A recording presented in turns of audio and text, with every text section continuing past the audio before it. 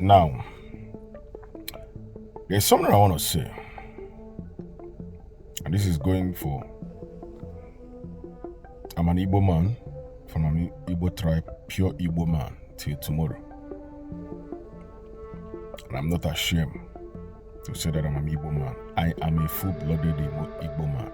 Now listen, as long as Nigeria geographically is concerned, the first set of people that entered or that originated or that lived in Nigeria before it became Nigeria, that geography or that landscaping or that environment, or whatever you call it, are Igbo tribes.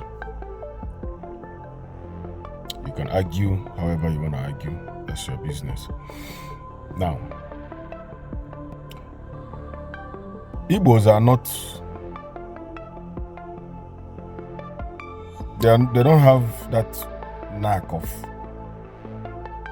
attacking people and taking their territories and their lands, and if not, you see that geographical area where Igbos are, they would have go more and take over places that they need to take.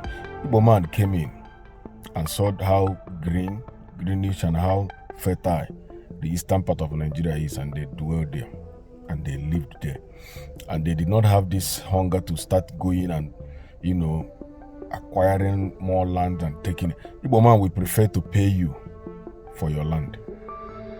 Igbo man will prefer to do business with you. Igbo man will prefer to travel, do business with people or foreigners, but not to invade them. And then, so let me tell you, Igbo man doesn't even have time to do all this religious fight and religious nonsense and whatever. No, Igbo man cares more about business, and that's why it looks as if they are keeping quiet. But one mistake you will not make is to push an Igbo man to the wall, because that is where your end comes.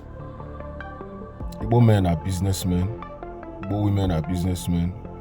They build economies.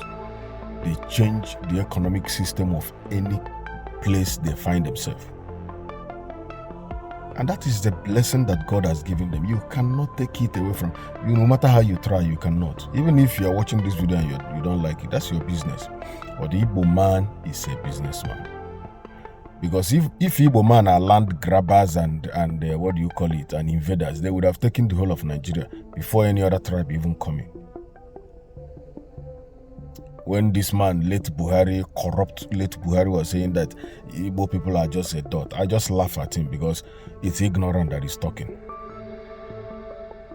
When did Fulanis enter Nigeria? When the Hausa people entered this geography and other tribes?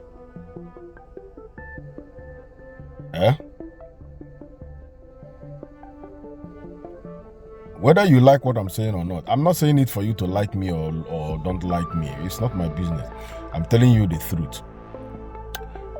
They decided to stay in that area where they stayed because there is the land is fertile, and there is rivers and waters and so on and so forth, and creeks and swamps, and because that's what helps life.